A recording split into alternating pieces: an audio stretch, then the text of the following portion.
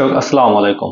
Doctor Yunus বলেছেন যে যুদ্ধের জন্য প্রস্তুত থাকতে হবে, কারণ চারদিকে এতই যুদ্ধের দামাদহ চলতেছে। আমাদেরও এখন এই মুহূর্তে যুদ্ধের প্রস্তুতি নিতে হবে, যুদ্ধের জন্য প্রস্তুত থাকতে হবে।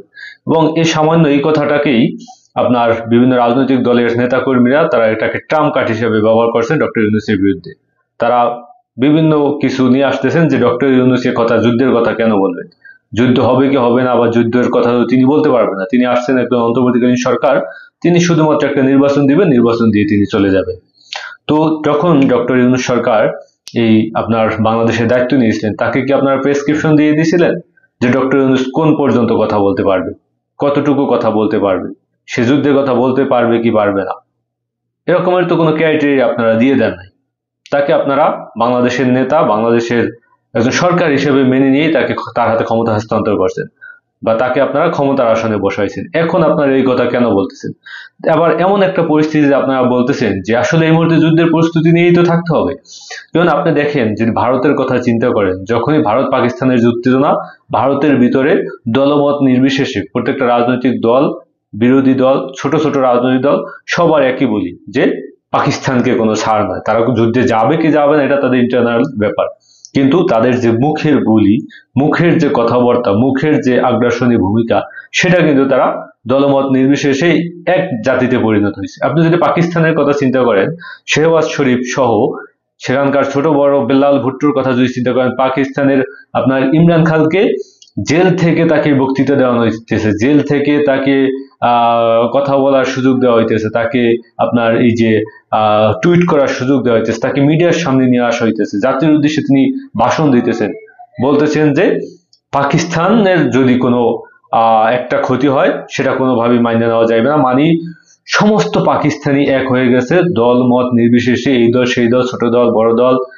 সব দল তারা এক হয়ে গেছে। তো বুঝেন আসলে এই মুহূর্তে আমাদেরও তো এক হতে হবে, কিন্তু আমরা নিজেরা অন্তর্কন্দরে লেগে আছি যে ডক্টর ইউনূস কেন এই কথা বললেন।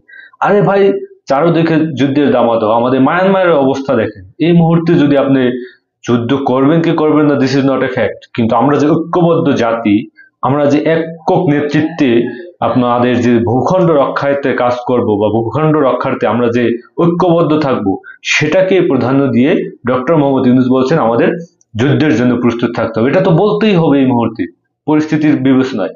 সেই জায়গায় আমরা তাকে সাপোর্ট না করে, পাকিস্তানের মতো না হয়, ভারতের মতো না হয়, আমরা নিজেদের ভিতরে যে অনৈক্য সেটাকে ফুটিয়ে তুলতেছি বিশ্বের দরবারে।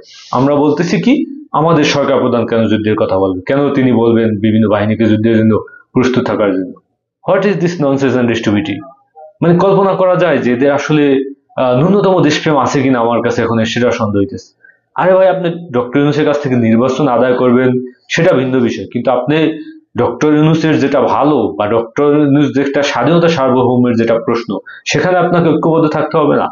তিনি বলছেন যুদ্ধের জন্য প্রস্তুত থাকতে। অবশ্যই আমাদেরকে সবাই বলতে হবে যে শুধু সেনাবাহিনী, বাংলাদেশ সামরিক বাহিনী যুদ্ধের জন্য প্রস্তুত, আমরা বাংলাদেশের 18 কোটি জনগণ সবাই যুদ্ধের জন্য প্রস্তুত, আমরা ঐক্যবদ্ধ জাতি। এইভাবে ডক্টর ইউনূসের পক্ষে বিবৃতি দিতে হবে, যাতে আমাদের পাশে থাকা মায়ানমার ভয় পায়, বা যাতে ভারত কোনোভাবে চোখ তুলে না তাকায়।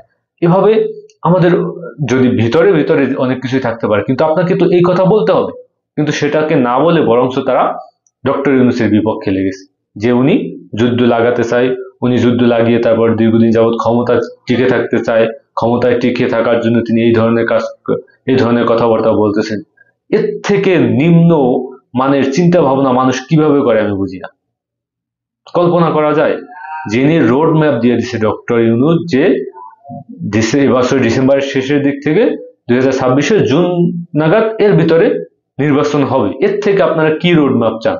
তিনি কি বলে দিবে যে অমুক দিন সকাল 10টায় অমুক কেন্দ্রে ভোট হইবে, তারপর আপনারা আসবেন, আইসা ভোট দিবেন, এইভাবে সে বলে দিবে? মানে তারা জাস্ট ডক্টর ইউনূসকে বিতর্কিত করার জন্য, তারা দেখতেছে না যে কোনটা দেশের স্বাধীনতা সার্বভৌমের বিপক্ষে যাইতেছে, কোনটা আমাদের হুমকির আমাদের দেশের জন্য হুমকি হইতেছে, এটাও তারা বিবেচনা আনতেছে না। জাস্ট ডক্টর ইউনূস কোনো কিছু বললে, কোনো কিছু করলেই তার বিরোধিতা করতে হবে, ডক্টর ইউনূসকে গদি থেকে টেনে নামাইতে হইবে।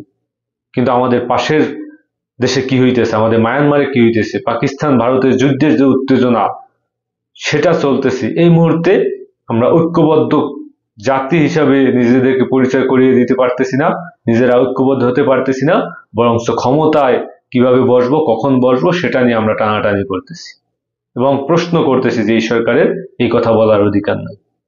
কল্পনা করা যায় এমন একটা অকৃতজ্ঞ জাতি বা অকৃতজ্ঞ রাজনীতিবিদ এই বাংলাদেশ এরা আছে। বাংলাদেশকে এরা দীর্ঘদিন যাবৎ শাসন শোষণ করছে, ভবিষ্যতেও করবে। কিন্তু এদের যে ক্যারেক্টার, এদের যে চরিত্র দেখে আমরা হতবাক হই যে কখন কোথায় কোন কথা বলতে হবে, ন্যূনতম কমন সেন্সটুকু এদের ভিতরে নেই।